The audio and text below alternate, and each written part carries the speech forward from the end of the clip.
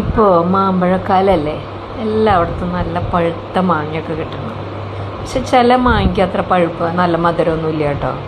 അപ്പോൾ നമുക്കൊരു വെറൈറ്റി ചെയ്ത് നോക്കിയാലോ. ഇത് ഹണി കുറച്ചെടുത്തിട്ട്, കുറച്ചധികം എടുത്തോ, അതെടുത്ത് ഈ മാങ്ങ പൊളി വെച്ചേമ്മ സ്പ്രെഡ് ചെയ്യുക. അങ്ങനെ ഒഴിച്ച്, ഇത്തിരി അധികം ഒഴിച്ചാലും വിഷയമില്ല. എന്നിട്ട് അതങ്ങനെ നല്ലോണം സ്പ്രെഡ് ചെയ്ത്,